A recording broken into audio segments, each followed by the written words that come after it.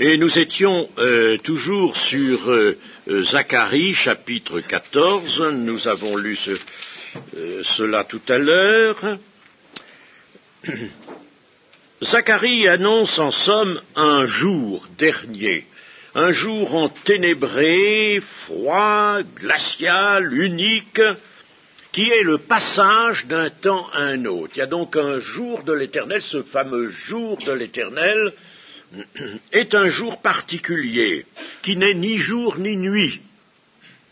Il faut qu'il soit ainsi, on se demande même, si c'est un jour de 24 heures, si les heures s'écoulent normalement comme les autres jours, le Seigneur, lui, est capable de dérégler même l'écoulement du temps, et ce qui le marque. Donc, en ce jour, finit la patience de Dieu et le temps de la grâce. C'est le jour où tout s'arrête. C'est fini la patience de Dieu vis-à-vis du péché et du pécheur. C'est fini. Le temps de la grâce est clos.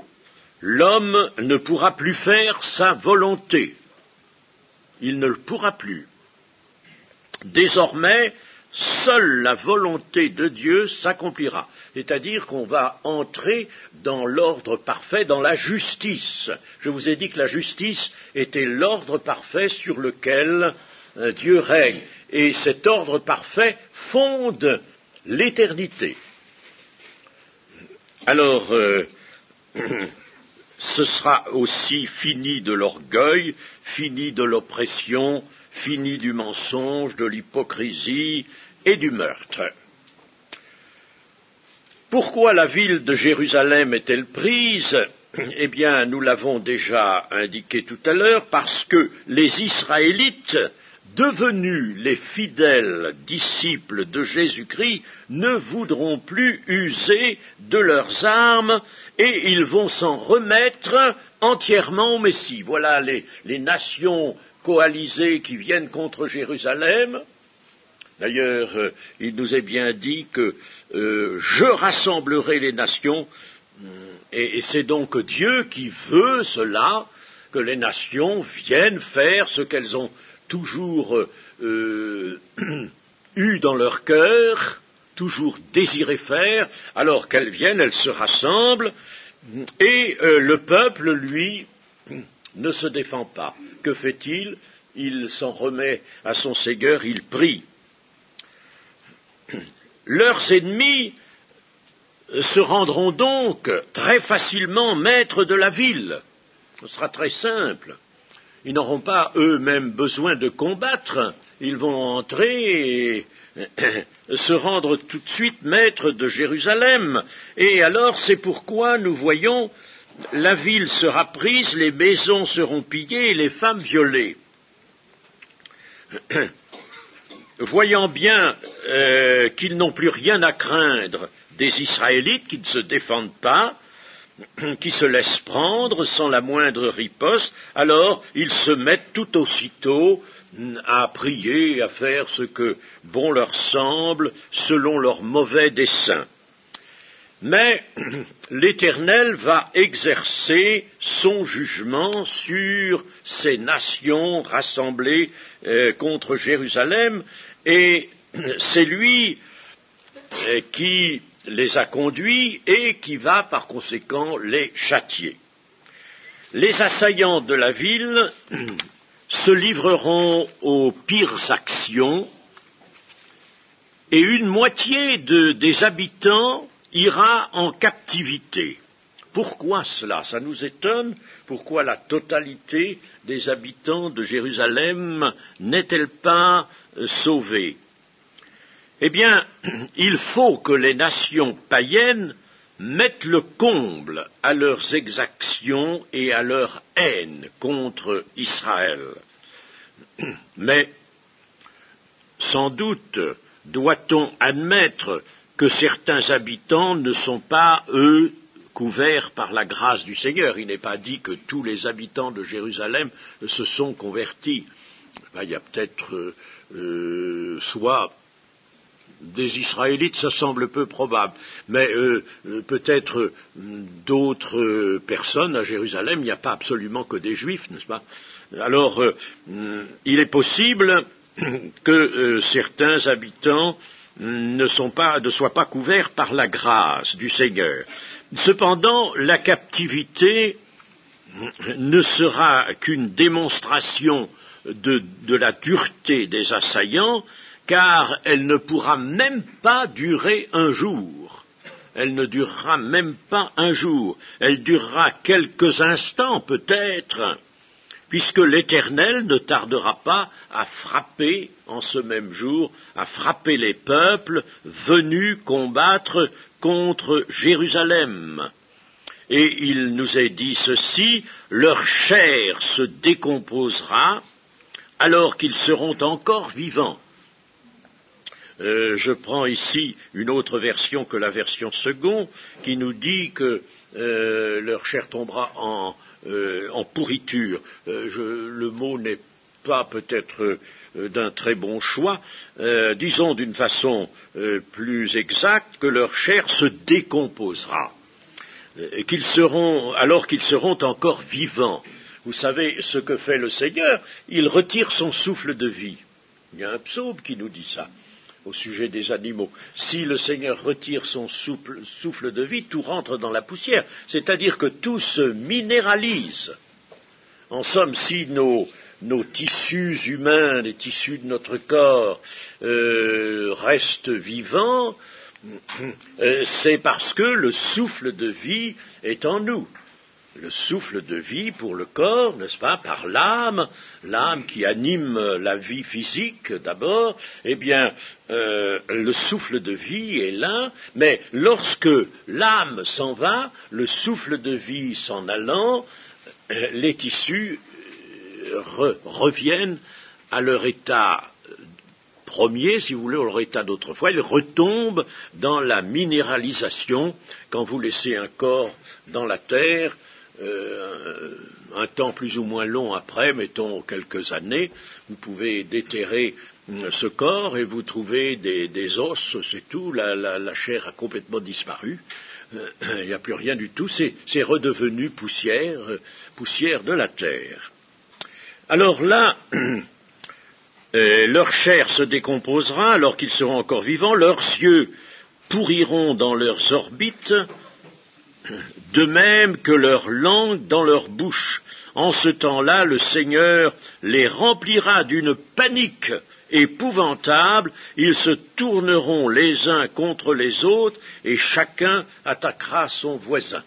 Voilà les armées assaillantes, une fois qu'elles auront pillé, pendant peut-être quelques heures, quelques petites heures, qu'elles auront fait des prisonniers, alors là, ils se mettront à se battre les uns contre les autres, il y aura un désaccord entre eux, et puis le Seigneur les châtiera de cette manière-là. Par conséquent, même ceux qui ont été faits prisonniers seront forcément libérés. L'Éternel paraîtra, ses pieds se poseront sur la montagne des Oliviers, qui se fendra dans le sens ouest-est. Vous savez que la montagne des Oliviers elle-même a une direction nord-sud à peu près, et elle se fendra donc par le milieu dans le sens transversal, c'est-à-dire ouest-est. Et cela fournit aux Israélites une voie de délivrance. Cette voie s'étendra, nous dit notre texte, jusqu'à Hatzel. Hatzel, c'est un mot hébreu qui signifie côté, voisinage. Il y a bien une localité qui s'est appelée Hatzel, mais ça ne correspond pas à ce qui nous intéresse ici. Donc je pense que le terme est pris selon sa signification, c'est-à-dire ira jusqu'au voisinage. Quel voisinage? Jusqu'au voisinage de Jérusalem. C'est-à-dire que du centre même de Jérusalem, on pourra, allant dans la direction de l'Est, on pourra trouver cette route et l'on pourra emprunter cette voie, cette route, pour s'échapper vers l'est, en passant dans la faille qui s'est constituée en plein milieu de la montagne des Oliviers. Et alors, les Israélites, s'enfuyant par cette route, passeront au pied du Seigneur.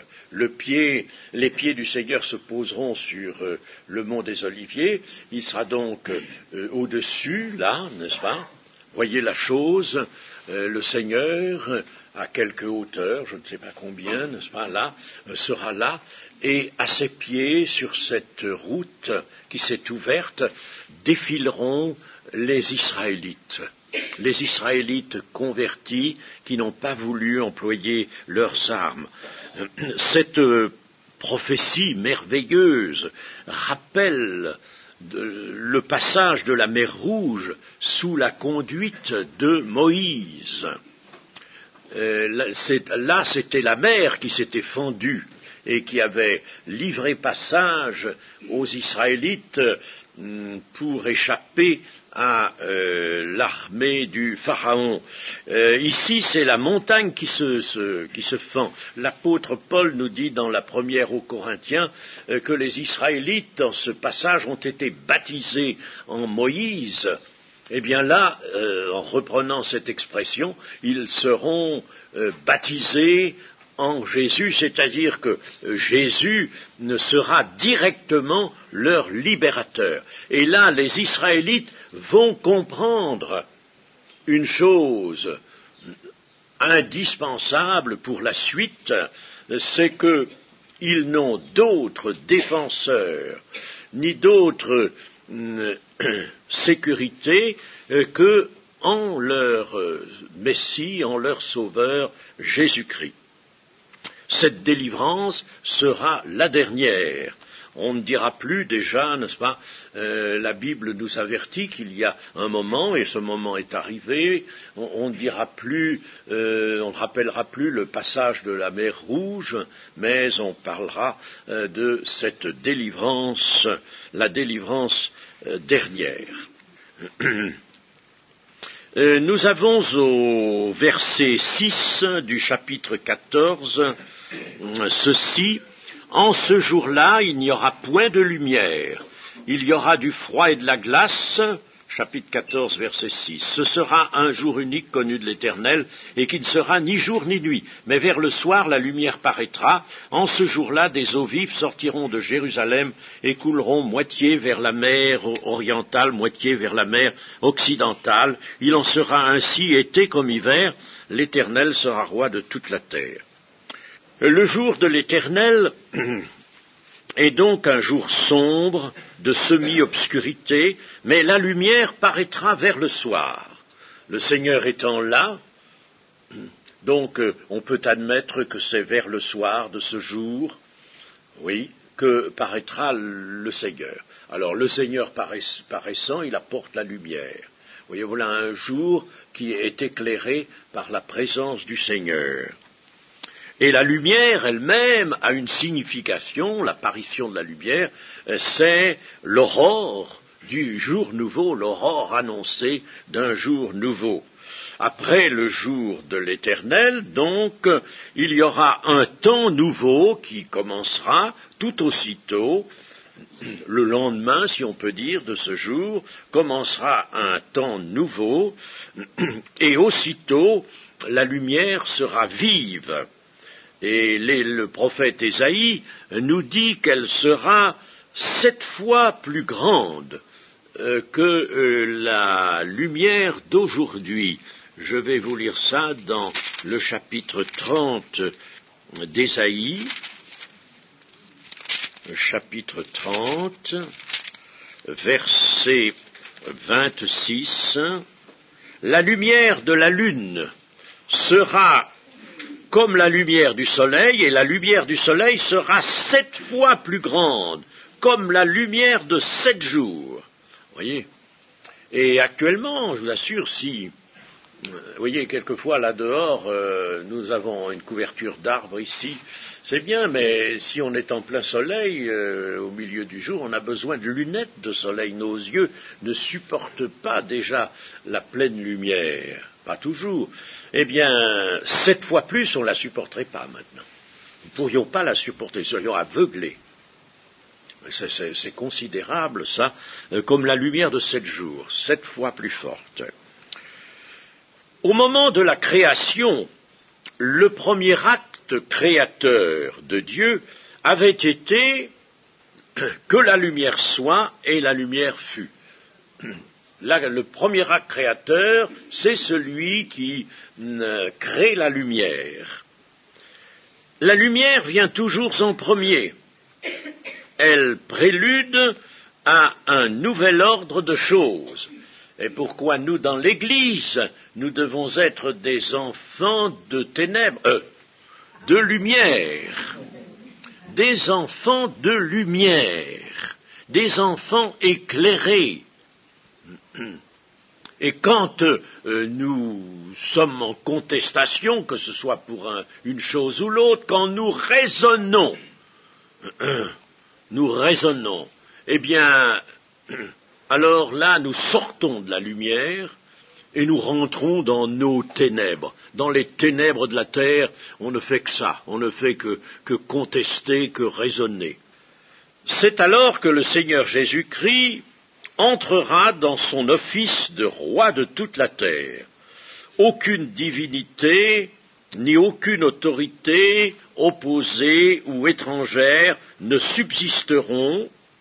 La démocratie dont on nous parle souvent, que revendiquent nos hommes politiques, n'est-ce pas, quand ils ont besoin de se couvrir surtout de quelque chose, dire attention, voyez, nous sommes dans le vrai, n'est-ce pas, nous sommes dans la fidélité républicaine, n'est-ce pas, la démocratie. Même quand ils font des choses contraires à la démocratie, ils invoquent quand même la démocratie, n'est-ce pas? Cette démocratie est épouvantable. Comprenez qu'on ne peut pas arriver à quelque chose de bien quand vous avez d'un côté la gauche, de l'autre côté la droite, hein, et quand la droite dit quelque chose, la gauche conteste, et non seulement elle conteste, mais elle dit que c'est tout mauvais. Tout ce que la droite fait est mauvais, et inversement, quand la gauche est au gouvernement, la droite dit que tout ce qu'elle fait, c'est absolument mauvais. Alors, comment voulez-vous arriver quand même à faire quelque chose qui soit sage dans des conditions comme ça? La démocratie, quelqu'un l'a dit, c'est le moindre mal dans les conditions de la terre maintenant. Bon, je veux bien que ce soit le moindre mal, mais ce n'est pas un bien. Et la démocratie n'aura plus cours. Pourquoi? Parce que la vérité est une. Il n'y a ni gauche ni droite dans la vérité. Elle est une. Et c'est elle qui constituera la charte du temps nouveau. Et puis, il y aura eu, juste avant la venue du Seigneur Jésus, l'ébranlement de la terre. L'ébranlement de la terre aura précédé le retour en gloire du Seigneur, et il aura fait de la terre un champ de ruines. Et cela est nécessaire pour que la terre soit purifiée des ouvrages des hommes et des pollutions qui sont graves aujourd'hui. Ils sont très graves, tout est pollué, la mer est polluée, c'est excessivement grave. Alors cet ébranlement, il faut tout de même bien que nous en ayons quelques notions. Il est assez nettement annoncé dans plusieurs passages des Écritures. Prenons Ésaïe par exemple chapitre 13, verset 9, « Voici le jour de l'Éternel arrive, jour cruel, jour de colère et d'ardente fureur, qui réduira la terre en solitude. Alors ici, le jour n'est pas un jour de 24 heures, ce qui arrive quelquefois dans la prophétie. Le jour, c'est le temps assez court du tout dernier moment, qui réduira la terre en solitude et en exterminera les pécheurs. Le soleil s'obscurcira dès son lever et la lune ne fera plus luire sa clarté. Je punirai le monde pour sa gentillesse, pour sa malice. Je punirai le monde pour sa malice et les méchants pour leurs iniquités. Je ferai cesser l'orgueil des hautains. Ah, vous savez, l'orgueil, nous l'avons déjà dit, est une chose abominable. C'est la persistance de la chute en Éden. J'abattrai l'arrogance des tyrans. Je rendrai les hommes plus rares que l'or fin. Je les rendrai plus rares que l'or d'Ophir. Il n'y aura plus tellement d'hommes sur la terre quand le Seigneur Jésus reviendra. Je ne pense pas qu'on puisse les compter au moyen de l'unité actuelle du milliard. Le nombre sera réduit, je ne sais pas jusqu'où, mais enfin il sera réduit. Je les rendrai plus rares. C'est pourquoi j'ébranlerai les cieux et la terre sera secouée sur sa base par la colère de l'Éternel des armées au jour de son ardente fureur. J'ébranlerai les cieux et la terre. Ébranlerai. La terre entière va être ébranlée. Vous savez, ce ne sera pas drôle, hein? Je ne vous souhaite pas d'être ici, je souhaite à personne d'être à ce moment-là, là. Pas même à moi, n'est-ce pas? Non, il faut vraiment avoir pris l'échappatoire de l'enlèvement auparavant. Hein? Voyez, il faut être parti avec le Seigneur, hein? Il faut être parti. Pour ça que nous allons considérer ce que signifie être prêt. Et puis, nous avons encore 51,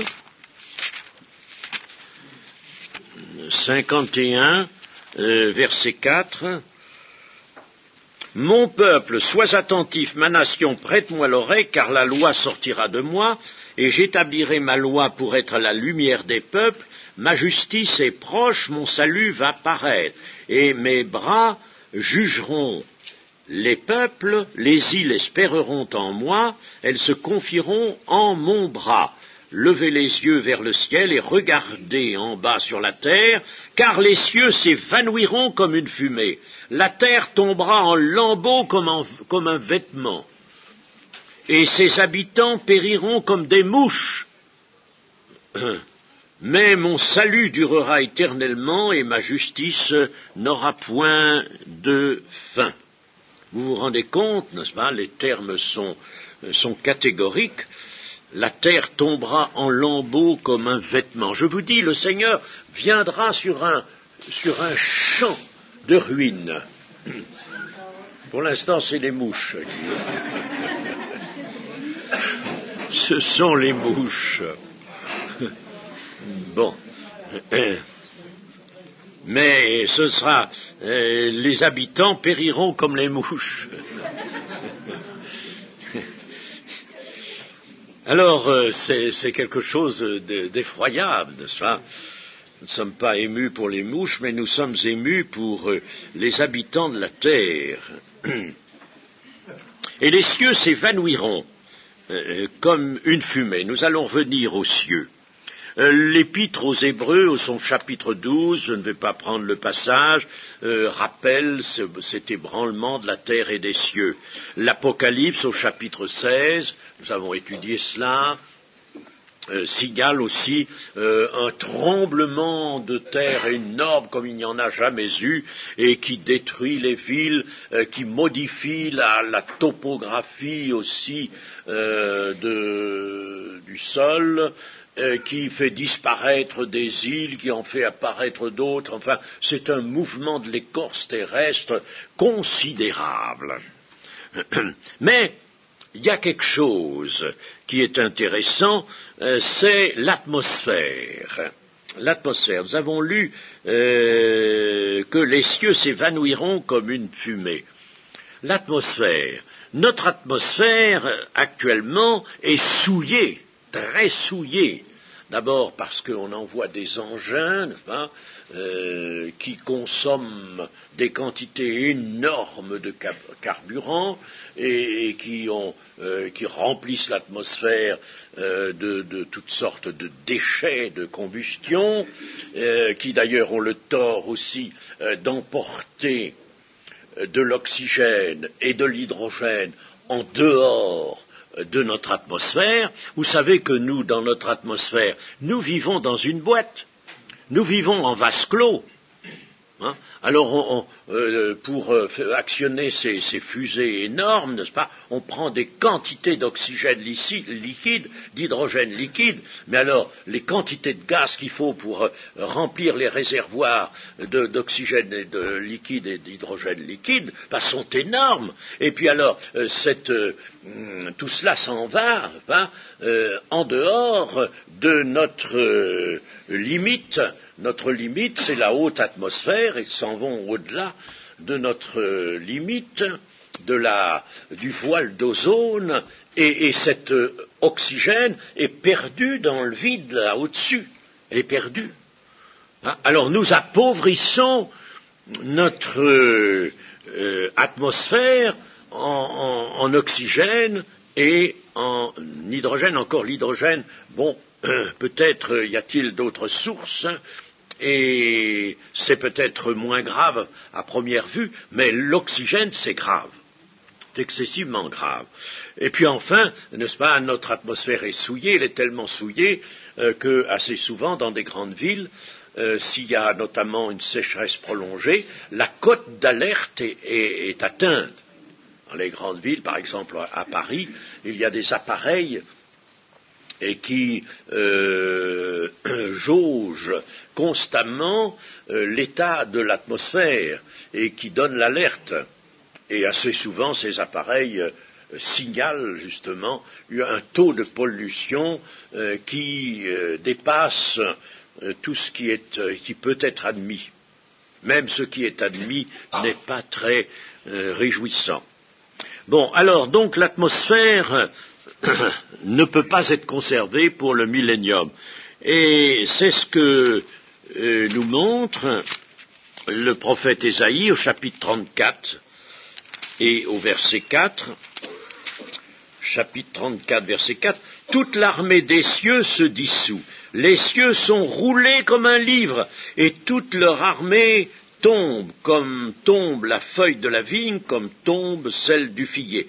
Alors, toute leur armée qui tombe, qu'est-ce que c'est que cette armée-là? Qu'est-ce que c'est que ces étoiles, cette pluie d'étoiles dont parle? Autrefois, on se disait, c'est pas possible, si les étoiles dégringolent sur la terre, boum, alors là, qu'est-ce que nous allons devenir? On est écrasés, nous.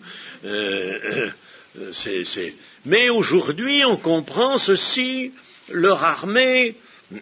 L'armée, c'est un terme du traducteur, cela. On pourrait en admettre d'autres. Tout ce qui est là autour de la Terre, toute la quincaillerie qui est là. Il y a des satellites en quantité avec tous les débris des satellites les plus anciens qui sont là en train de tourner sur nos têtes, n'est-ce pas? Si nous pouvions nous aventurer sans protection dans l'atmosphère comme ça, que soyons capables de monter, on montera vers le Seigneur. Mais à ce moment-là, il aura écarté tout ça, n'est-ce pas? Bon, eh bien, on risquerait de se cogner la tête 10 fois sur des engins, sur toutes sortes d'engins. Il y a toute une quincaillerie épouvantable. Hein? Qui ne se consume pas parce qu'elle est au-dessus de l'atmosphère dense. Alors,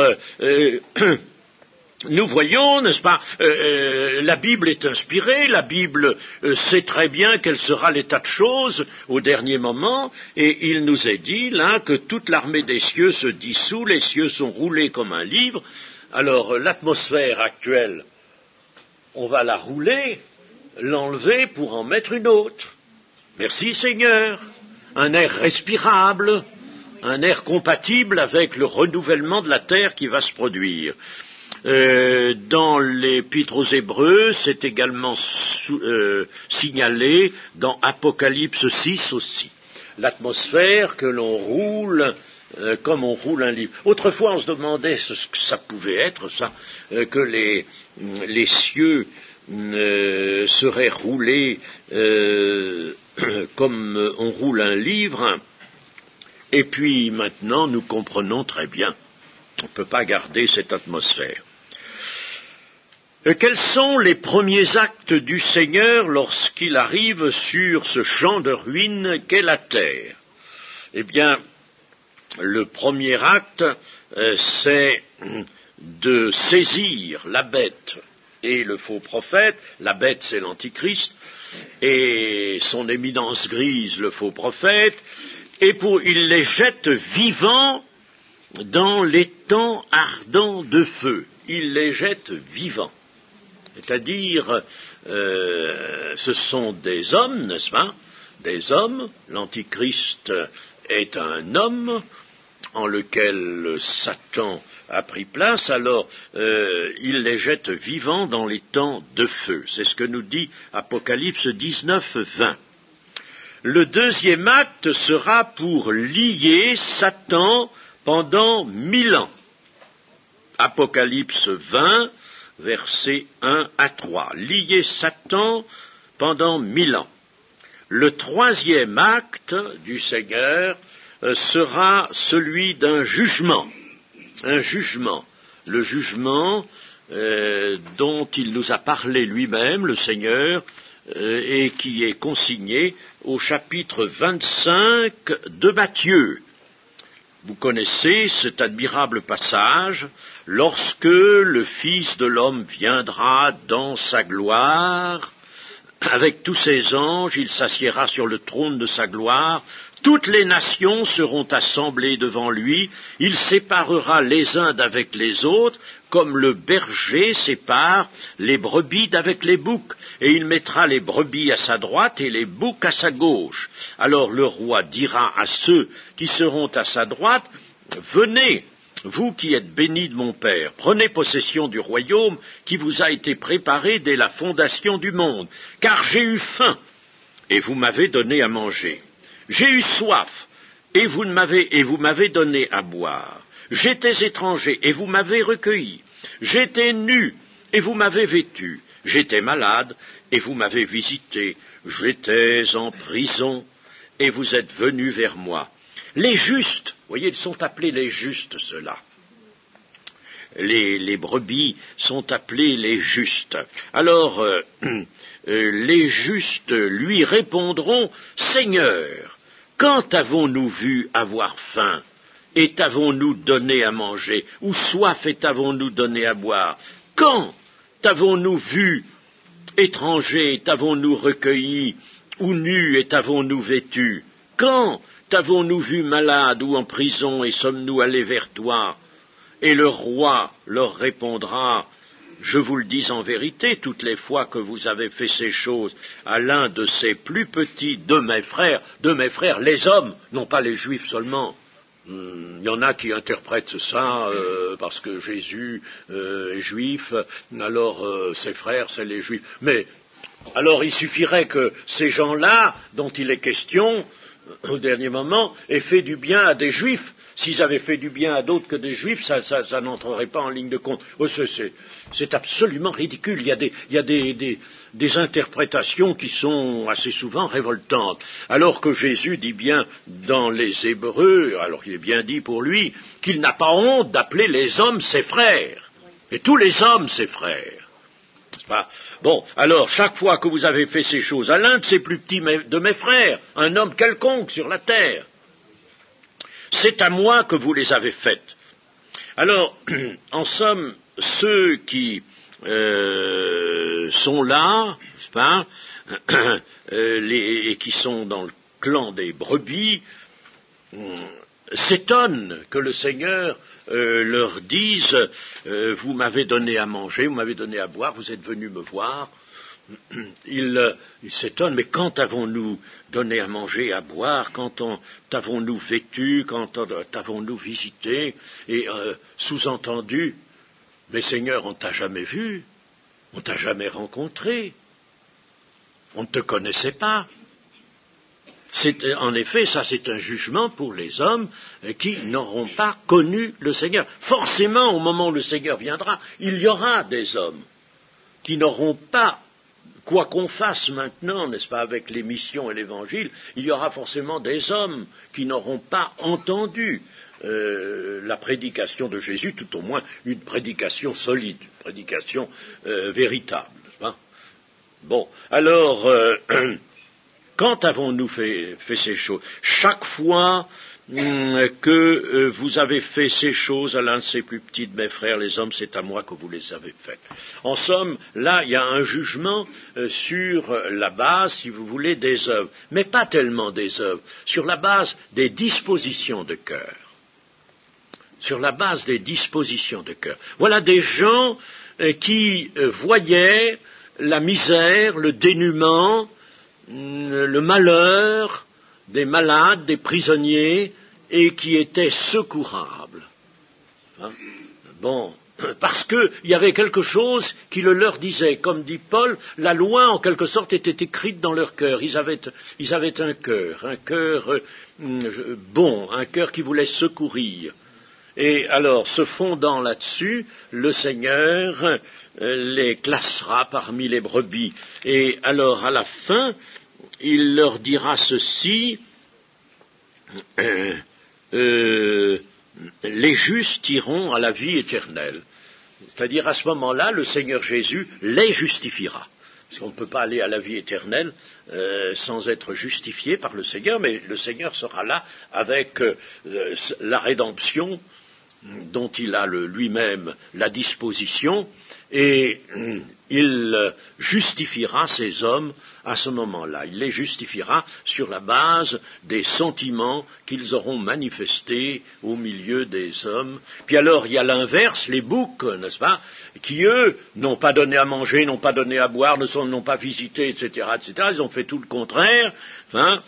Alors, eux aussi vont dire, mais quand avons-nous manqué à ces choses? Chaque fois que vous ne les avez pas faites à l'un de ces plus petits de mes frères, c'est à moi que vous les avez refusées, à moi que vous ne les avez pas faites.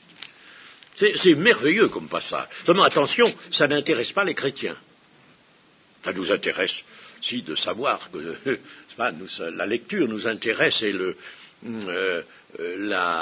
la disposition du Seigneur, évidemment, nous fait chaud au cœur. Mais ça ne nous intéresse pas, nous-mêmes, nous ne pouvons pas être de ceux à qui le Seigneur tiendra ce langage. Ceux qui ont entendu prêcher le Christ, alors là, ont dû faire un choix.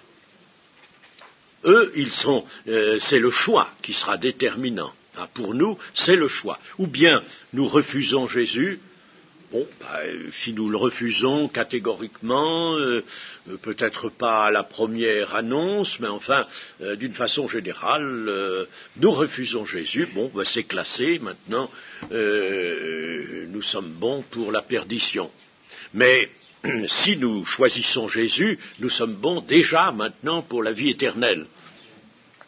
Donc ça n'intéresse pas l'Église, ça intéresse les gens qui seront sur la terre et qui n'auront pas entendu la prédication de Jésus. Il y en aura certainement, on ne peut pas éviter que, on ne peut pas faire que tous les hommes, les enfants même, les vieillards, tout le monde, absolument sur tout le globe, ait au dernier moment pu entendre la prédication de Jésus. Nous verrons que l'Évangile est très répandu maintenant sur la terre, mais il y aura forcément des gens qui devront être jugés comme nous le voyons là. Alors ça, c'est le troisième acte. C'est une sorte de triage, en somme, séparant l'ivraie du bon grain. Vous vous rappelez la parabole du Seigneur dans Matthieu 13, séparer l'ivraie du bon grain. Le Seigneur mettra ses saints à l'œuvre. Ensuite, n'est-ce pas, il mettra ses saints à l'œuvre. Je vis des trônes, et à ceux qui s'y assirent fut donné le pouvoir de juger. Dit Apocalypse 20, verset 4. Je vis des trônes, et à ceux qui s'y assirent. Qu'est-ce qui va s'asseoir sur les trônes? Nous savons que le Seigneur Jésus a dit aux apôtres que lorsque lui-même serait assis sur le trône de sa gloire, vous aussi, mes apôtres, vous serez assis sur 12 trônes et vous jugerez les 12 tribus d'Israël, c'est-à-dire vous gouvernerez les 12 tribus. Mais là, est-ce uniquement les apôtres ou y a-t-il les saints de l'Église aussi? Ça n'est pas précisé, mais enfin il y a des trônes. La base de ce jugement, donc, est l'attitude à l'égard des autres, du prochain qui souffre ou du prochain qui est démuni. Les œuvres montreront le fond des cœurs. Et puis, après cela, le considérable. Le Seigneur procédera au rétablissement de toutes choses. J'ai déjà prononcé le terme, la palingénésia, le nouvel engendrement. Première raison qui nous apparaît tout de suite, le Seigneur est là, il ne va pas rester sur un champ de ruines, première chose. Puis deuxième chose, il vient là assurer le triomphe du plan de Dieu.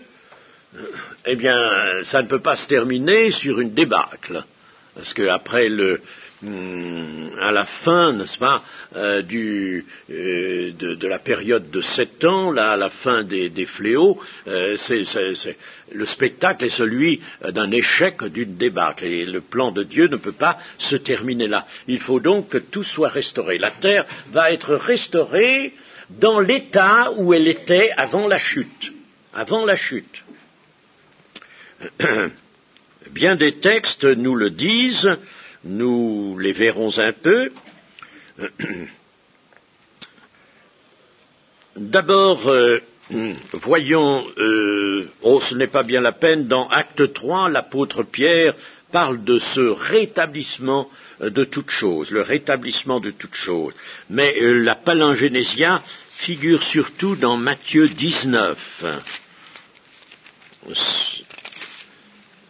Matthieu 19, verset 27. Matthieu 19, verset 27. Non, c'est pas ça. Si, c'est ça, oui, c'est bien ça. Pierre, prenant alors la parole, lui dit, « Voici, nous avons tout quitté, et nous t'avons suivi. Qu'en sera-t-il pour nous ?» Et Pierre, il est bien préoccupé de l'avenir, hein. Qu'en sera-t-il pour nous? Jésus leur répondit, je vous le dis en vérité, quand le Fils de l'homme, au renouvellement de toutes choses, alors dans le grec c'est la palingénésia, au renouvellement de toutes choses, sera assis sur le trône de sa gloire, c'est-à-dire le trône de David. Vous qui m'avez suivi, vous serez de même assis sur 12 trônes, et vous jugerez les 12 tribus d'Israël. Et quiconque aura quitté, à cause de mon nom, ses frères, ou ses sœurs, ou son père, ou sa mère, ou sa femme, ou ses enfants, ou ses terres, ou ses maisons, recevra le centuple et héritera la vie éternelle. Plusieurs des premiers seront les derniers, et plusieurs des derniers seront les premiers. Or, ne soyons pas en alerte sur le terme ici, quiconque aura quitté à cause de mon nom.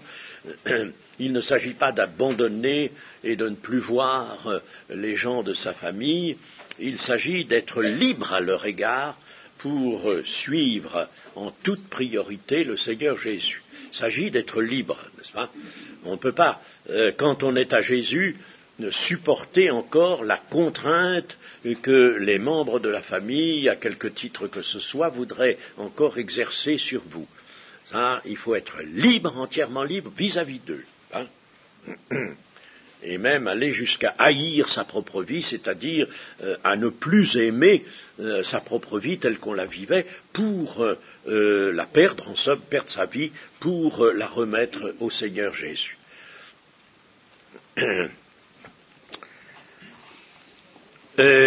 Nous avons alors maintenant des tableaux qui nous sont donnés par le prophète Ésaïe, essentiellement,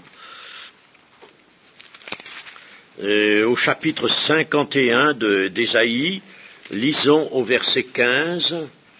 « Je suis l'Éternel ton Dieu, qui soulève la mer et fait mugir les flots. L'Éternel des armées est son nom. Je mets mes paroles dans ta bouche, et je te couvre de l'ombre de ma main pour étendre de nouveaux cieux et fonder une nouvelle terre, et pour dire à Sion, tu es mon peuple. » Et là, ça c'est dans la mission de Jésus. Dieu d'avance lui a précisé cela. Il devra étendre de nouveaux cieux et fonder une nouvelle terre. C'est lui qui manie, si je puis dire, qui utilise le pouvoir créateur selon les plans de Dieu. Puis alors nous avons Ésaïe 65, le passage qui est bien connu, 65, verset 17. « Car je vais créer de nouveaux cieux et une nouvelle terre, on ne se rappellera plus les choses passées, elles ne reviendront plus à l'esprit. » Heureusement. « Réjouissez-vous plutôt et soyez à toujours dans l'allégresse, à cause de ce que je vais créer, car je vais créer Jérusalem pour l'allégresse et son peuple pour la joie. Je ferai de Jérusalem mon allégresse et de mon peuple ma joie. On n'y entendra plus le bruit des pleurs et le bruit des cris. Il n'y aura plus ni enfants ni vieillards qui n'accomplissent leur jour, car celui qui mourra à 100 ans sera jeune. » Il y a des gens qui mourront, la mort n'est pas encore détruite. C'est à la fin du millénium qu'elle le sera. Et le pécheur âgé de 100 ans sera maudit. Ils bâtiront des maisons et ils les habiteront, ils planteront des vignes et en mangeront le fruit.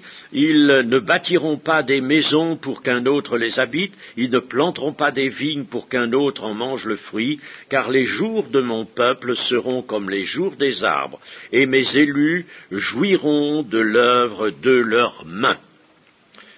Ils ne travailleront pas en vain, et ils n'auront pas des enfants pour les voir périr, car ils formeront une race bénie de l'Éternel, et leurs enfants seront avec eux.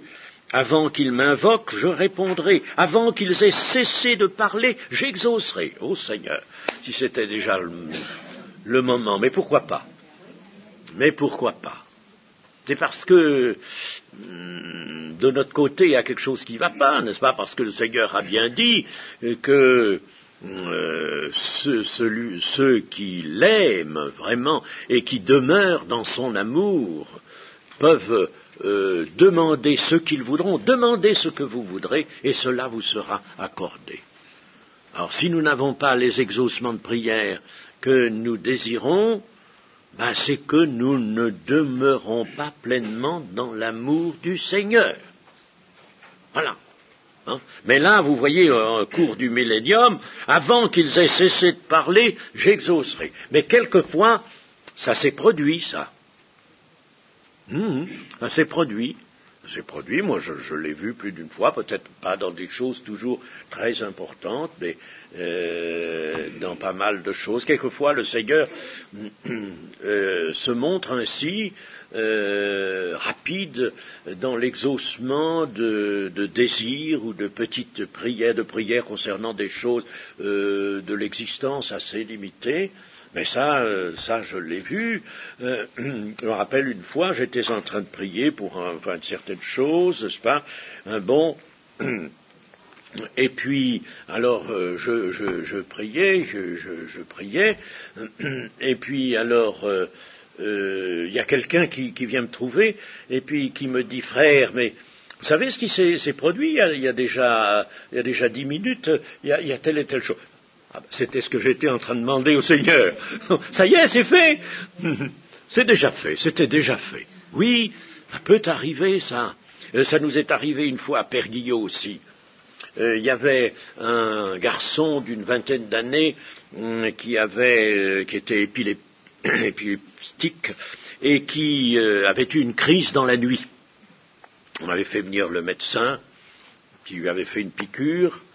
Bon, et puis le lendemain, vers 10 heures, on l'avait expédié à l'hôpital. Sur la prescription du médecin. Et alors j'apprends qu'il était le 8e enfant d'un foyer et les 7 premiers d'un foyer alcoolique, et les 7 premiers étaient morts. Il était le 8e, hein, il avait 20 ans. Bon. Alors, on se dit, l'épilepsie, bon, on voit, n'est-ce pas, un petit peu d'où ça vient, hein, le pauvre. Hein. Bon, alors, il était parti à l'hôpital et je réunis un certain nombre de frères et de sœurs dans la salle pour prier pour lui. Alors, nous étions là, en train de prier pour sa délivrance, pour sa guérison, n'est-ce pas. Et puis, vous savez, quelquefois, à Père-Guillot, ça y allait. Hein. Ça, c'était la lutte, vraiment, une lutte magnifique. Et alors, les prières allaient bon train, et moi j'étais là au bureau, puis la porte d'entrée était en face. D'un coup, je vois, je dis, mais c'est le garçon, c'est lui qui est là. Il est là dans l'encadrure de la porte, qu'est-ce qu'il fait là? On est en train de prier pour lui, pour sa délivrance. Alors je vais voir, je dis, mais comment ça se fait que vous êtes là? Ben, il me dit, les médecins m'ont mis dehors. On mis dehors. Alors pourquoi vous ont-ils mis dehors? Comment ça se fait? Eh bien, ils m'ont tous examiné, ils étaient 3 ou 4 à venir m'examiner, et puis après m'avoir examiné longuement, ils m'ont dit, mais il n'a plus rien ce garçon, il n'a rien du tout, allez, renvoyez-le. Alors ils m'ont renvoyé, me voici. Alors je dis, frères et sœurs, arrêtez de prier, nous sommes exaucés, c'est fait, nous avons l'exaucement. Et depuis, ce garçon n'a plus jamais eu de crise d'épilepsie. Donc, vous voyez que les choses peuvent déjà se faire maintenant. Je vous dis, les conditions du millénium, Dieu voudrait qu'elles soient établies déjà dans l'Église. Le loup et l'agneau paîtront ensemble, le lion comme le bœuf mangera de la paille, et le serpent aura la poussière pour nourriture. Il ne se fera ni tort ni dommage sur toute ma montagne sainte, dit l'Éternel. Ma montagne sainte, c'est-à-dire la terre entière. Alors voilà un magnifique tableau de la restauration de la terre. Alors là, nous voyons bien qu'on est toujours quand même dans les conditions de la terre. Il n'y a pas la procréation est toujours là. Des gens ont des enfants. Il y a aussi des vieillards. Nous sommes encore dans les conditions de cette terre. Ce n'est pas la nouvelle terre, ça. Seulement, elle sera la palingénésia, le rétablissement de toute chose nécessite l'action du pouvoir créateur. C'est pourquoi il est dit « je vais créer ». Alors, c'est un merveilleux tableau. Mais nous allons voir, nous verrons en détail le renouvellement de cette terre, nous verrons ce qu'elle est, l'atmosphère, la lumière, nous en avons déjà parlé, la suppression des déserts, il n'y aura plus de désert sur cette terre, il y aura l'abondance, la luxuriance. D'une façon générale, la terre sera comme le Liban autrefois, un jardin merveilleux, un vrai jardin d'Éden. La terre resplendira de la gloire de Dieu, et il y aura même une alliance avec les animaux. Une alliance avec les animaux. En effet, nous avons 2 textes là-dessus. Il y a d'abord le prophète Osée, chapitre 2 et verset 20. Chapitre 2, verset 20. En ce jour-là, je traiterai pour eux une alliance avec les bêtes des champs, les oiseaux du ciel et les reptiles de la terre. Nous avons vu d'ailleurs dans le chapitre 65 d'Ésaïe que le lion a perdu tous les animaux sauvages, féroces, ont perdu leur férocité. Un enfant peut mettre sa petite menotte dans la gueule du lion, sans aucun dommage. Magnifique, ça. Bon, eh bien, il y a une alliance avec les animaux. Puis il y a un autre texte dans le Nouveau Testament qu'il faut absolument prendre en compte, c'est Romains 8, verset 19. Romains 8, verset 19. Aussi, la création attend-elle. Alors, la création, ça comprend toutes les formes de vie sur la terre. Ça comprend même le support inanimé qu'est la terre. Il n'y a pas de vie sans son support, sans ce qu'on peut appeler la biosphère. Aussi la création attend-elle avec un ardent désir la révélation des fils de Dieu, car la création a été soumise à la vanité, c'est-à-dire à la destruction, non de son gré, mais à cause de celui qui l'y a soumise, l'homme par sa désobéissance, avec l'espérance qu'elle aussi sera affranchie de la servitude de la corruption pour avoir part à la liberté de la gloire des enfants de Dieu. Donc la création, il y a les animaux là-dedans aussi, il y a les plantes, les animaux qui vont reprendre l'état dans lequel ils avaient été créés. Eh bien, c'est un tableau magnifique, évidemment, et nous aurons l'occasion de voir ensuite ce que sera la condition nouvelle des hommes dans le millénium. Bon, eh bien, je pense que nous allons nous arrêter là pour